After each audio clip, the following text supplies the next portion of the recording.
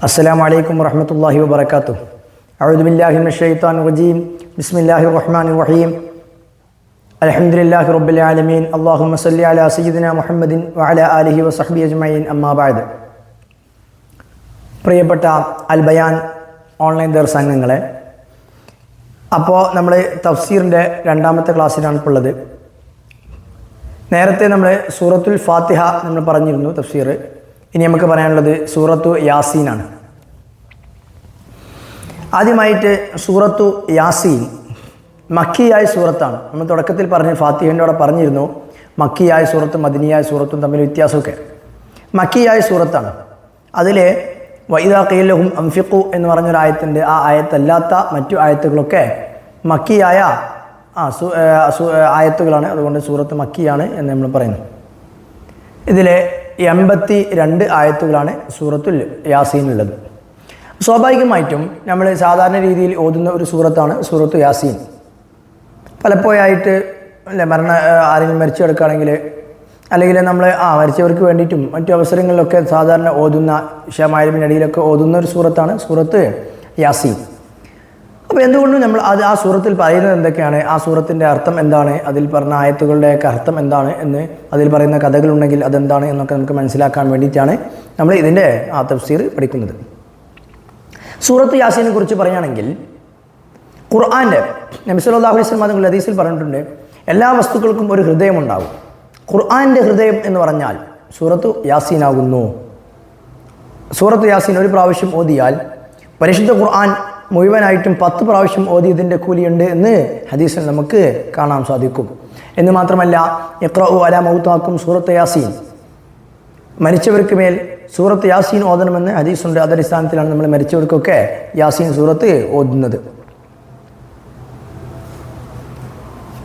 മാത്രമല്ല, പ്രവാചകർ സല്ലല്ലാഹു അലൈഹി വസല്ലം തങ്ങൾ തന്നെ ഒരിക്കൽ പറഞ്ഞിട്ടുണ്ട്, ഈ സൂറത്ത് യാസീൻ എൻ്റെ ഉമ്മത്തിൽപ്പെട്ട എല്ലാ ആളുകളുടെയും മനസ്സിൽ ഈ സൂറത്ത് യാസീൻ ഉണ്ടായിരിക്കട്ടെ എന്ന് ഞാൻ ആഗ്രഹിക്കുന്നു എന്ന് പറഞ്ഞാൽ സൂറത്ത് യാസീൻ കാണാതെ പഠിക്കണം എന്നുള്ളതാണ് ആ ഹദീസിൽ നിന്ന് നാം മനസ്സിലാക്കുന്നത്. ഏകദേശം ആളുകളൊക്കെ സൂറത്ത് യാസീൻ കാണാതെ പഠിക്കുന്നതാണ്.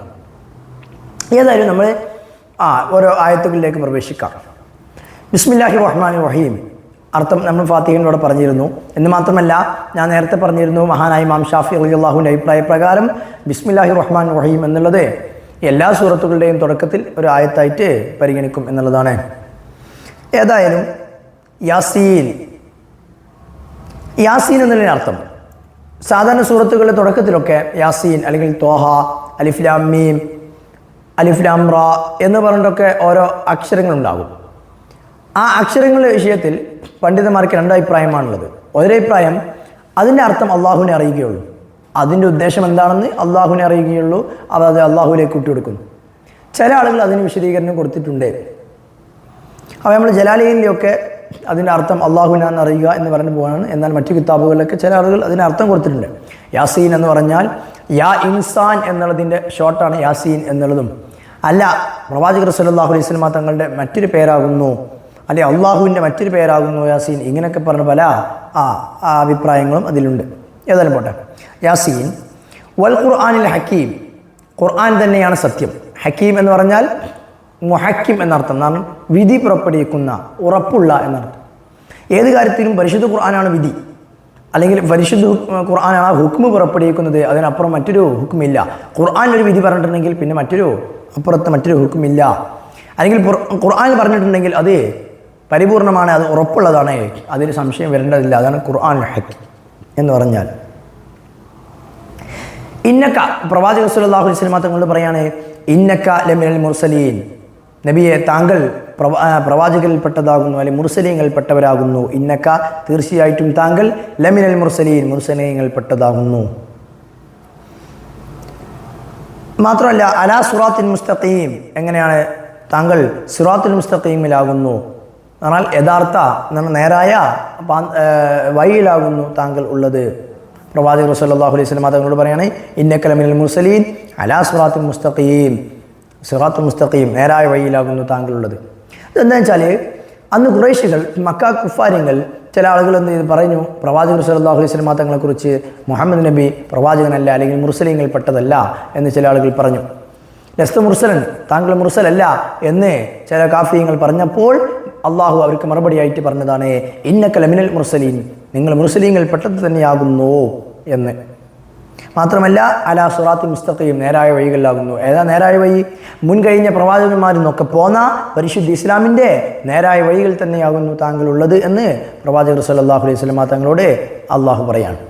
തൻസീൽ അൽ അസീസ് റഹീം, ഈ പരിശുദ്ധ ഖുർആൻ അത് അള്ളാഹുവിൽ നിന്ന്, അസീസും റഹീമുമായ അള്ളാഹുവിൽ നിന്നുള്ള ഒരു ഇറക്കം. തൻസീൽ എന്ന് പറഞ്ഞാൽ ഇറക്കിയത്, നസല എന്ന് പറഞ്ഞാൽ ഇറങ്ങുക, നസ്സല ഇറക്കുക, അൻസല എന്നൊക്കെ പറയും ഇറക്കുക. തൻസീൽ അൽ അസീസ് റഹീം, അസീസായ മഹോന്നതനായ, തൻ്റെ രാജാധികാരത്തിൽ മഹോന്നതനായ അള്ളാഹു, അർ റഹീം കാരുണ്യവാൻ, അടിമകളോട് സൃഷ്ടികളോട് കരുണ കാണിക്കുന്ന അള്ളാഹു, ആ അള്ളാഹുവിൽ നിന്ന് ഇറക്കിയതാകുന്നു പരിശുദ്ധ ഖുർആൻ. എന്തിനാണ് പരിശുദ്ധ ഖുർആൻ ഇറക്കിയത്? ലിതുൻദിറ ഖൗമൻ, ഒരു സമൂഹത്തെ നിങ്ങൾ താക്കീത് നൽകാൻ വേണ്ടിയിട്ടാണ്, ഒരു സമൂഹത്തിന് നിങ്ങൾ താക്കീത് നൽകാൻ വേണ്ടിയിട്ടാണ് പരിശുദ്ധ ഖുർആൻ ഇറക്കിയിട്ടുള്ളത് എന്നാണ്. അപ്പോൾ പ്രവാചകർ സല്ലല്ലാഹു അലൈഹി വസല്ലം തങ്ങൾ പരിശുദ്ധ ഖുർആനിലൂടെ ഒരു സമൂഹത്തെ താക്കീത് നൽകിയിട്ടാണ്. മാ ഉന്ദിറ ആബാഉഹും, എങ്ങനെയാണ് തൻ്റെ സമൂഹത്തെ താക്കീത് നൽകിയത്? മാ ഉന്ദിറ ആബാഉഹും, ഈ സമൂഹത്തിൻ്റെ പ്രപിതാക്കൾ എന്തായിട്ടില്ല, ഒരിക്കലും താക്കീത് നൽകപ്പെട്ടിട്ടില്ല. എന്നാൽ പ്രവാചകർ വരുന്ന ആ ഒരു സാഹചര്യം ജാഹിലിയ കാലഘട്ടത്തിലാണ്. ജാഹിലിയ കാലഘട്ടത്തിലേക്കാണ് പ്രവാചകർ സല്ലല്ലാഹു അലൈഹി വസല്ലം തങ്ങൾ നിയോഗിക്കുന്നത്.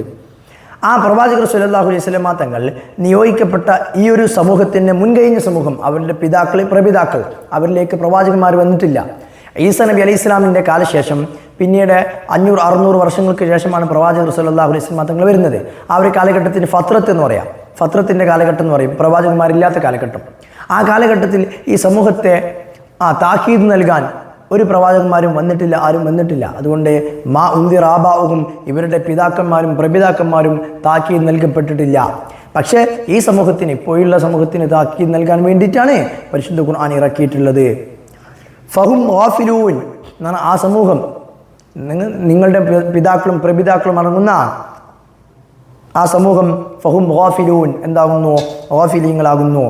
അവർ ഗാഫിൽ എന്ന് പറഞ്ഞാൽ അവർ അശ്രദ്ധരാകുന്നു. അവർ ദീൻ ഇസ്ലാമിനെ കുറിച്ച് ശ്രദ്ധയില്ലാത്ത അശ്രദ്ധരായ ആളുകളായിരുന്നു മുൻകഴിഞ്ഞ ആളുകൾ, ജാഹിലിയ കാലത്തുണ്ടായിരുന്ന ആളുകൾ. അവർക്ക് ഈമാനോ അല്ലെങ്കിൽ സന്മാർഗമോ അവർക്ക് കിട്ടിയിട്ടില്ല, അല്ലെങ്കിൽ അവർ അതിനെക്കുറിച്ച് ബോധവാന്മാരായിരുന്നില്ല.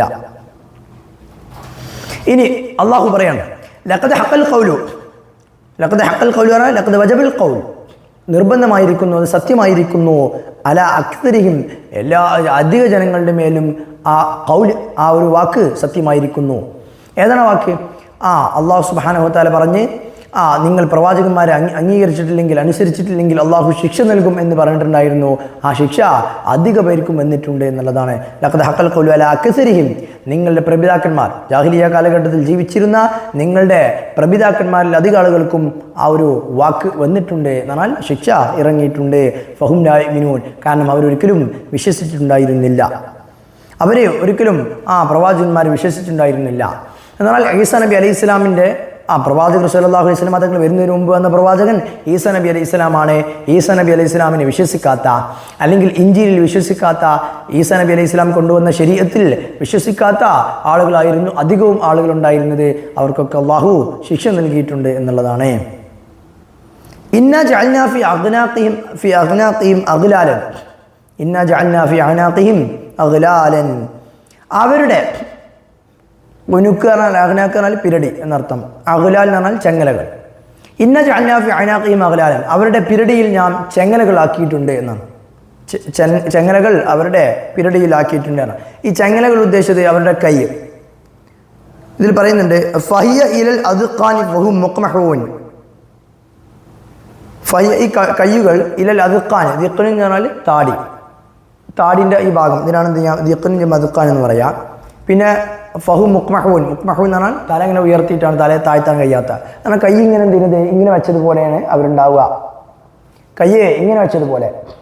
അപ്പോൾ എന്ത് ചെയ്തത് അവരുടെ പിരടിയിൽ, അവരുടെ കഴുത്തിൽ എന്തിനത് ചെങ്ങലിട്ടതുപോലെയാണ്. ചെങ്ങലിട്ടാൽ പിന്നെ എന്ത് അങ്ങോട്ട് അനക്കാൻ കഴിയില്ല, അങ്ങനെ കണ്ടിരും എന്നതുപോലെ ഇവർ ചെങ്ങലിട്ടുള്ള കൈ കൊണ്ടാണ്. നമ്മൾ കൈ ഇങ്ങനെ എന്തിനത് ഈ താടിയുടെ ഭാഗത്തേക്ക് ഇങ്ങനെ വെച്ചിട്ടാണ് അവരുള്ളത്. ഫഹു ഇന്നാ ജഅൽനാ ഫി അഗ്നാഖിഹിം അഗ്ലാലൻ, അവരുടെ പിരടിയിൽ നാം ചെങ്ങലകളാക്കിയിട്ടുണ്ട്. എങ്ങനെയാണ് ചെങ്ങലകൾ? ഫഹിയ, അവരുടെ കൈകൾ, ഇൽ അദ്ഖാൻ, അവരുടെ ഈ താടിയുടെ ഭാഗത്തേക്ക്, ഫഹും മുഖ്മഹൂൻ, അവരിങ്ങനെ തല ഉയർത്തിയിട്ട് താഴ്ത്താൻ പറ്റാത്ത രീതിയിൽ. ഇത് അള്ളാഹു ഉപയോഗിച്ചിട്ടുള്ളതെന്ന് വെച്ചാൽ ഇവർ ഇങ്ങനെ ഈമാനും ഇസ്ലാമിലേക്കും കീഴടങ്ങാതെ അവരിങ്ങനെ നെഞ്ചു വിരിച്ച് അല്ലെങ്കിൽ തല ഉയർത്തി ഈമാനിലേക്ക് കീഴടങ്ങാതെ ഈമാനിലേക്ക് നോക്കാതെ അവരെ തല ഉയർത്തി നോക്കാണ് എന്നാണ്. അവരെന്താവുന്നില്ല, ഈമാനിന് കീഴടങ്ങുന്നില്ല, ഈമാനിനെ അവർ വഴിപ്പെടുന്നില്ല എന്നർത്ഥത്തിലാണ് ഇങ്ങനെ ഉദ്ദേശിച്ചത്.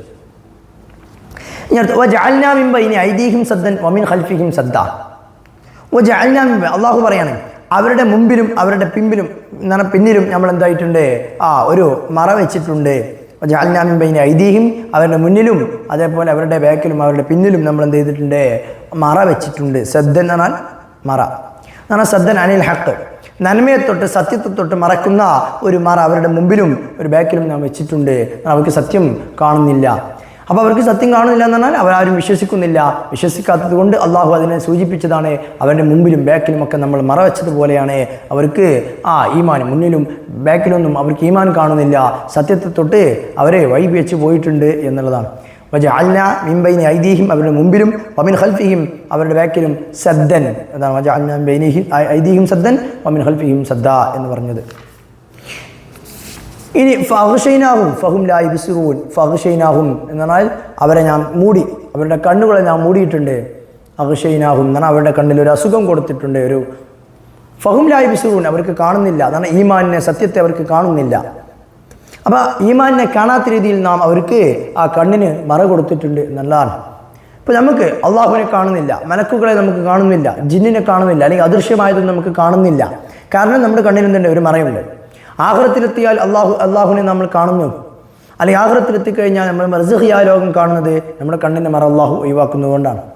അതുപോലെ സത്യത്തെ തൊട്ട് അല്ലെങ്കിൽ സത്യം മനസ്സിലാക്കുന്ന തൊട്ട് ഈമാനിനെ തൊട്ട് ഇവർക്ക് ഒരു മറ അള്ളാഹു വെച്ചിട്ടുണ്ട് എന്നാണ് പറയുന്നത്. ഫഗ്ശൈനാഹും നാം അവരെ മറച്ചിട്ടുണ്ട്, അവരുടെ കണ്ണിന് ഒരു മറ കൊടുത്തിട്ടുണ്ട്. ഫഹും ലാ യുബ്സിറൂൻ അവർ ഈമാനിനെയും സത്യത്തെയും കാണുന്നില്ല. അപ്പോൾ ചുരുക്കി പറഞ്ഞാൽ നിങ്ങളുടെ പിതാക്കന്മാരും പ്രപിതാക്കന്മാരും ആരും ഇസ്ലാം സ്വീകരിച്ചിട്ടില്ല, ഈമാനിലേക്ക് വന്നിട്ടില്ല എന്നാണ്. കുറേ ആളുകൾ എന്ത് ചെയ്തിട്ട് ഈസാ നബി അലൈഹി ഇസ്ലാമിൻ്റെ ശരീഅത്തിൽ നിന്ന് വ്യതിചലിച്ച് പോയിട്ടുണ്ട് എന്നർത്ഥം. ഇനി പ്രവാചകർ സ്വല്ലല്ലാഹു അലൈഹി വസല്ലം തങ്ങളോട് അള്ളാഹു പറയാണ് വസവാഉൻ അലൈഹിം അൻദർതഹും അം ലം തുൻദിർഹും ലാ യുഅ്മിനൂൻ. മക്ക ഖുറൈശികൾ, മക്കിയായ ആയത്താണ് പറഞ്ഞ് മക്ക ഖുറൈശികളോടാണ് ഇത് അഭിസംബോധന ചെയ്യുന്നത്. അപ്പോൾ മക്ക ഖുറൈശികളെ സംബന്ധിച്ചിടത്തോളം പരിശുദ്ധ ഖുർആൻ അള്ളാഹു പറയാണ് ആരുടെ പ്രവാചകർ സ്വല്ലല്ലാഹു അലൈഹി വസല്ലം തങ്ങളോട്. അങ്ങനെ നബി തങ്ങൾ എന്ത് ചെയ്തു, പല ആളുകളെയും ഇസ്ലാമിലേക്ക് ക്ഷണിക്കുകയും പല ആളുകളെയും ദഅവത്ത് ചെയ്യുകയും ചെയ്തിട്ടും വളരെ കുറഞ്ഞ ആളുകൾ മാത്രമേ ഇസ്ലാമിലേക്ക് വന്നിട്ടുള്ളൂ മക്കയിൽ നിന്ന്. അപ്പോൾ കുറേ ആളുകൾ ഇസ്ലാമിലേക്ക് വരുന്നില്ല. പരിശുദ്ധ ഖുർആൻ അള്ളാഹു ആയത്തിറക്കി വസവാഉൻ അലൈഹിം അവർക്ക് സമമാണ്. അൻദർതഹും അം ലം തുൻദിർഹും നിങ്ങൾ അവർക്ക് താക്കീത് നൽകിയാലും താക്കീത് നൽകിയില്ലെങ്കിലും അവർക്ക് സമമാണ്. ഫഹും ലാ യുഅ്മിനൂൻ അവരെന്താകുന്നില്ല, വിശ്വസിക്കുന്നില്ല. അപ്പോൾ സവാഉൻ അലൈഹിം അൻദർതഹും അം ലം തുൻദിർഹും ലാ യുഅ്മിനൂൻ നിങ്ങൾ അവർക്ക് താക്കീത് നൽകിയാലും താക്കീത് നൽകിയില്ലെങ്കിലും സമമാകുന്നു, അവർ വിശ്വസിക്കാൻ പോകുന്നില്ല. നിങ്ങൾ എത്ര നിങ്ങൾക്ക് ശിക്ഷയുണ്ട്, നരകമുണ്ട്, നരകത്തിൽ ധാരാളം തീയുണ്ട്, ഇങ്ങനെയൊക്കെ പറഞ്ഞ് നിങ്ങളൊരു താക്കീത് കൊടുത്താലും കൊടുത്തില്ലെങ്കിലും അവർക്ക് സമമാകുന്നു എന്ന് മക്ക ഖുറൈശികളെ കുറിച്ച് അല്ലാഹു സുബ്ഹാനഹു വ തആല അങ്ങനെ പറഞ്ഞതാകുന്നു. എന്ന് പറഞ്ഞാൽ ഖുർആൻ ഇറങ്ങിയ ആയത്തുകളൊക്കെ ഖിയാമത്ത് നാൾ വരെയുള്ള ആളുകൾക്കും അത് ബാധകമാണ്. ഇപ്പോഴത്തെ സമൂഹത്തെ വെച്ച് നോക്കിയാലും ഇതേപോലെ തന്നെയാണ്. നമ്മൾ എന്തെന്നെ പറഞ്ഞാലും നിങ്ങൾക്ക് ആഖിറത്തിൽ ശിക്ഷയുണ്ട്, നരകമുണ്ട്, അല്ലെങ്കിൽ നരകത്തിൽ കത്തിയാളുന്ന തീയുണ്ട് എന്നും പറഞ്ഞാലും കുറേ ആളുകൾക്ക് അത് ഉൾക്കൊള്ളില്ല. അവർക്ക് അങ്ങനെ പറഞ്ഞാലും പറഞ്ഞില്ലെങ്കിലും സമമാകുന്നു, അവർ വിശ്വസിക്കുന്നില്ല, അവർ അംഗീകരിക്കുന്നില്ല എന്നർത്ഥം.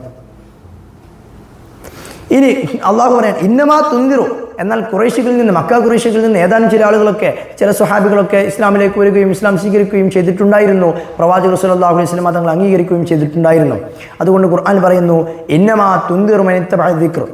ഇന്നമാ തുൻദിറു നിങ്ങൾ താക്കീത് നൽകുന്നത്, അല്ലെങ്കിൽ നിങ്ങൾ നൽകിയ താക്കീത് ഉപകാരപ്പെടുന്നത് ആർക്ക് മാത്രമാണ്? മൻ ഇത്തബഅ ദിക്ർ. ദിക്ർ എന്നാൽ പരിശുദ്ധ ഖുർആൻ. നമ്മൾ പറഞ്ഞു ഖുർആന് മറ്റൊരു പേരുണ്ട് ദിക്ർ എന്ന പേരൊക്കെ.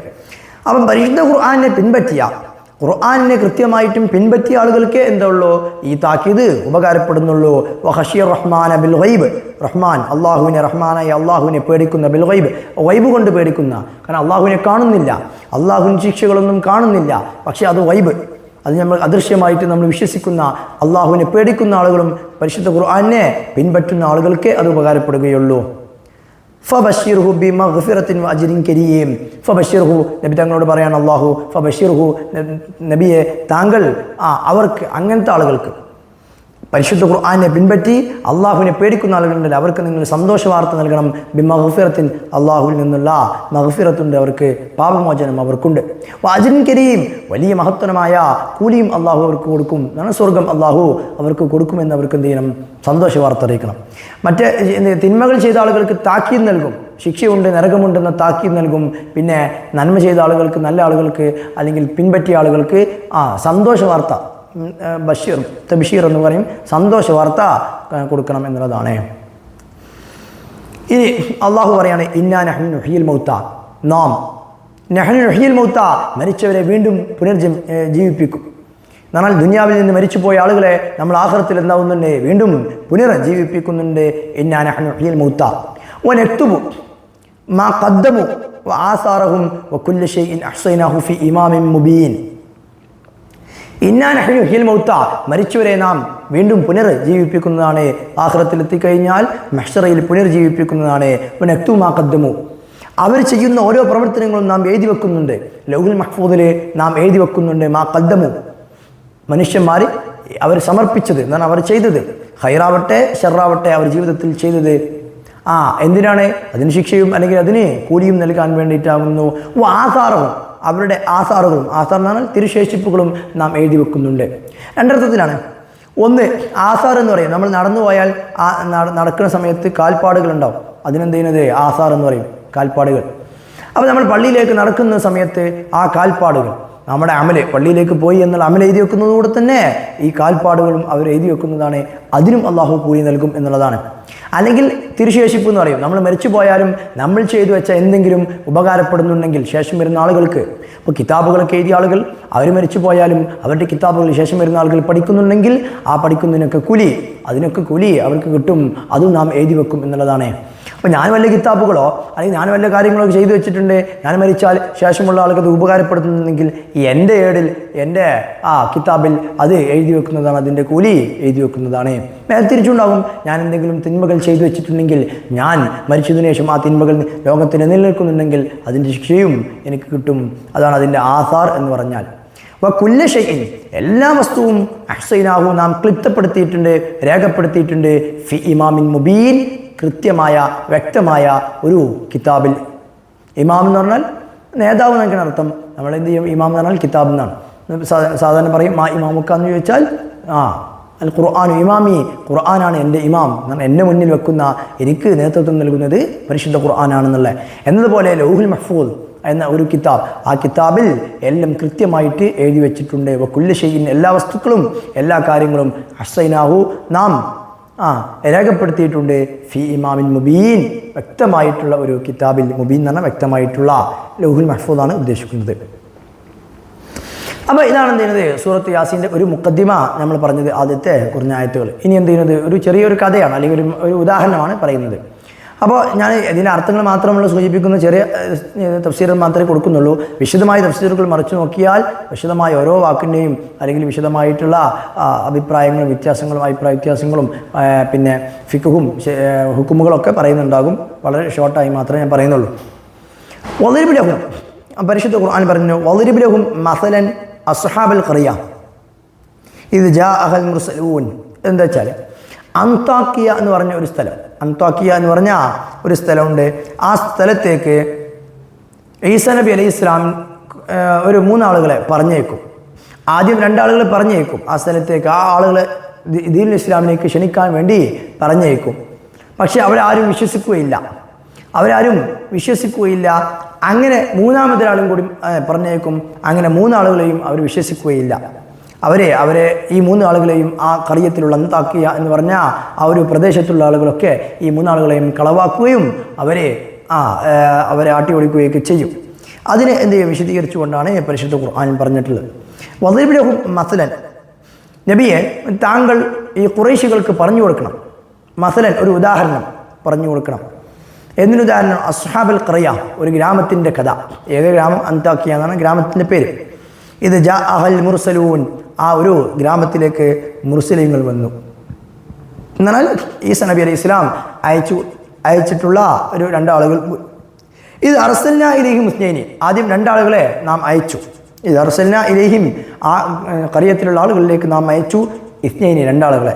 ഫകദബുഹുമ, ആ ഗ്രാമത്തിലുള്ള ആളുകൾ ഈ 2 പേരെയും കളവാക്കി, അവരെ വിശ്വസിച്ചില്ല, അവർ സ്വീകരിച്ചില്ല, അവരെ കളവാക്കി. ഫഅസ്സസ്ന, നാം ഒന്നുകൂടി ഒന്ന് ശക്തിപ്പെടുത്തി, ഒന്നുകൂടി മഹത്വപ്പെടുത്തി ശക്തിപ്പെടുത്തി. ബി സാലിസി, മൂന്നാമത്തെ ആൾ.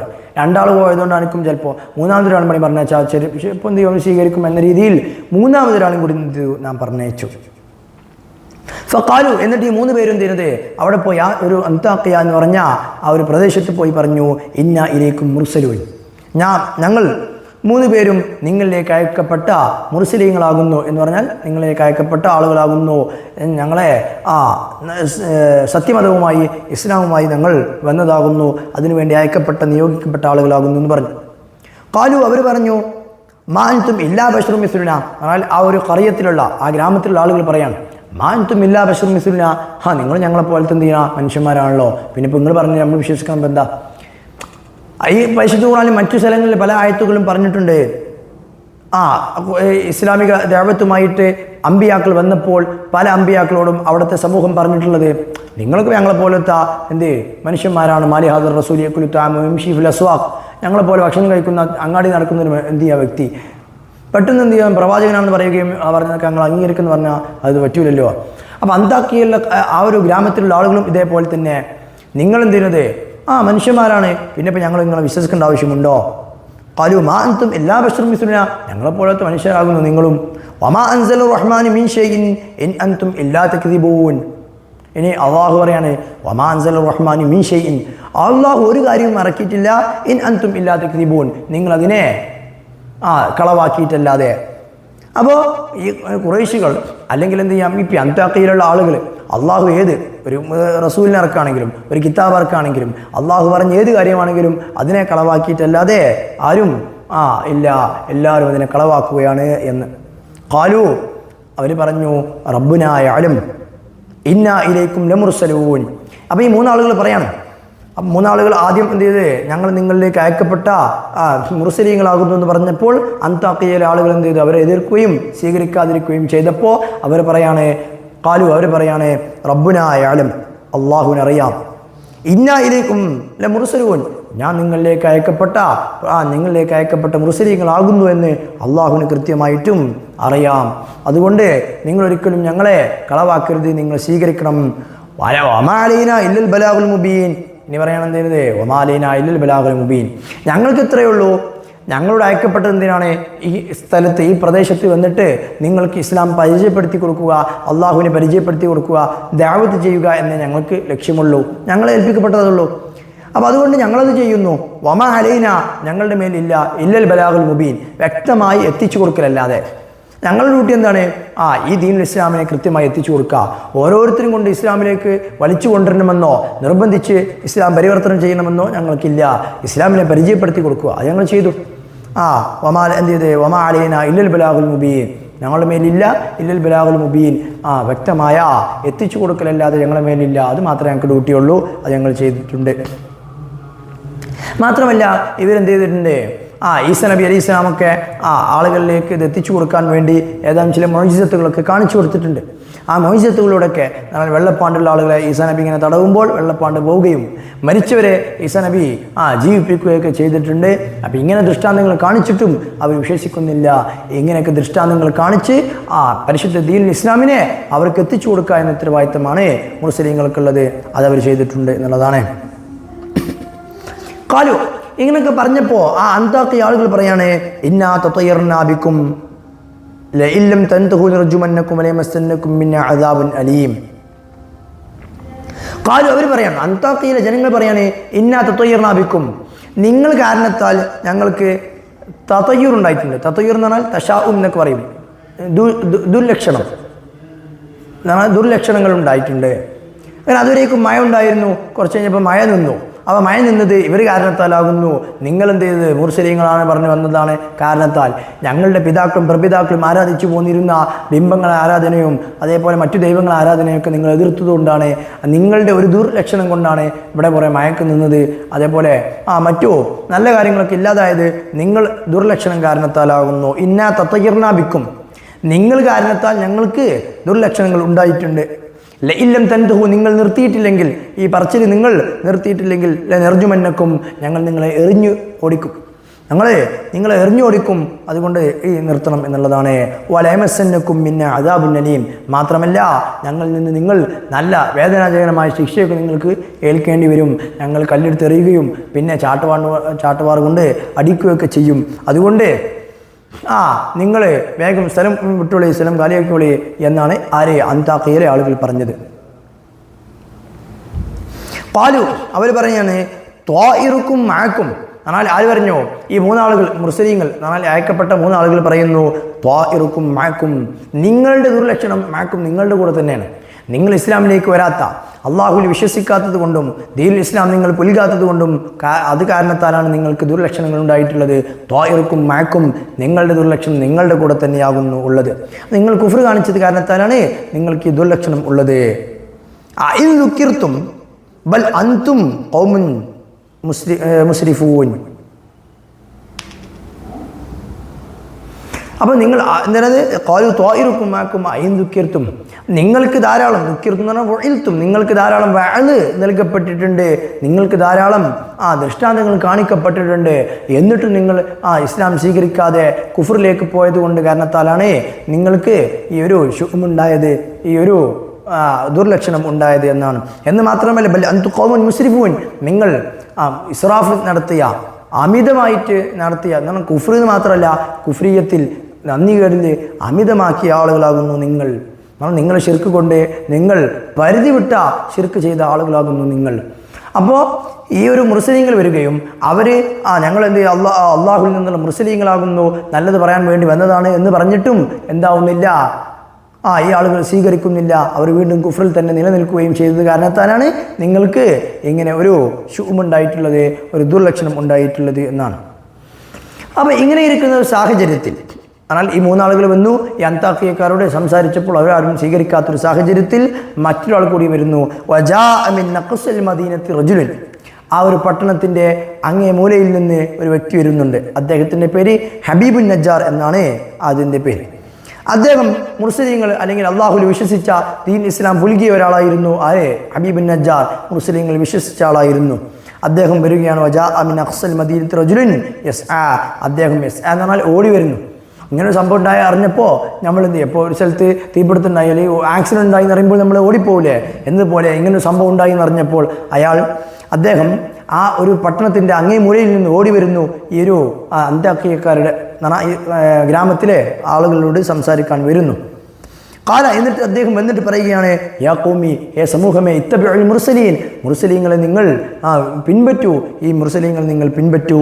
ഇത്തബിഉ, നിങ്ങൾ പിൻപറ്റണം, മൻ ലാ യസ്അലുക്കും അജ്റൻ വഹും മുഹ്തദൂൻ, നിങ്ങളോട് പ്രത്യേകിച്ച്. കാരണം ഈ മുർസലീങ്ങൾ നിങ്ങളോട് വന്നിട്ട് നിങ്ങൾ എന്ത് പറയുന്നുള്ളൂ? ഇസ്ലാമിലേക്ക് വരണമെന്നും ഇസ്ലാമിക ദഅവത്തുമായി അവർ പറയുന്നുള്ളൂ. അവർ നിങ്ങളോട് കാശ് ചോദിക്കുന്നുണ്ടോ? ഇല്ല.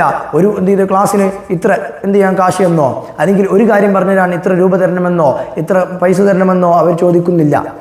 അപ്പോൾ ഇത്രയോട് നിങ്ങൾ പിൻപറ്റുക. മൻ ഒരുത്തനെ ലാ യസ്അലുക്കും അജ്റൻ, ഇതിന് കൂലി, നിങ്ങളോട് ഒരു കൂലിയും ചോദിക്കാത്ത ഈ ആളുകളെ നിഷ്കളങ്കമായിട്ട് നിങ്ങൾ ഇസ്ലാമിലേക്ക് ക്ഷണിക്കുന്ന ഈ ഒരു മുർസലീങ്ങളെ നിങ്ങൾ പിൻപറ്റണം എന്ന് അദ്ദേഹം പറയുകയാണ്. വഹും മുഹ്തദൂൻ, ഈ വന്ന ആളുകളുണ്ടല്ലോ അവർ സന്മാർഗം സിദ്ധിച്ച ആളുകളാകുന്നു, അള്ളാഹു സന്മാർഗത്തിലേക്ക് ആക്കിയ ആളുകളാകുന്നു ഈ മൂന്നാളുകൾ. അതുകൊണ്ട് നിങ്ങൾ ഈ മൂന്നാളുകളെയും ഇവർ പറയുന്ന കാര്യത്തെ നിങ്ങൾ അംഗീകരിക്കണം, ഇവരെ നിങ്ങൾ പിൻപറ്റണം എന്ന്. അപ്പോൾ ആൾക്കാർ ചോദിക്കുന്നു, ആരുടെ? ഇദ്ദേഹത്തോട്, ഹബീബുൻ നജ്ജാറിനോട് ആൾക്കാർ ചോദിക്കുന്നു, നിങ്ങളും എന്ത് ചെയ്തേ? നീ ഈ ആളുകളുടെ മതം പിൻപറ്റിയോ? നീനും ദീൻ ഇസ്ലാമിലേക്ക് പോയോ?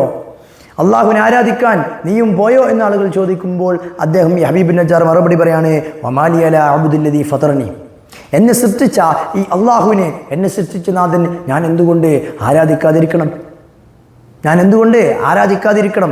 ഓ മാലി ലാ അഅ്ബുദു, ഞാൻ എന്തുകൊണ്ട് ആരാധിക്കാതിരിക്കണം, അല്ലദീ ഫതറനി, എന്നെ സൃഷ്ടിച്ച സൃഷ്ടാവായ ഈ നാഥൻ അള്ളാഹുവിനെ ഞാൻ എന്തുകൊണ്ട് ആരാധിക്കാതിരിക്കണം എന്നാണ്. ഞാൻ എന്തുകൊണ്ടും അള്ളാഹുവിനെ തന്നെയാണ് ആരാധിക്കേണ്ടത് എന്നാണ്.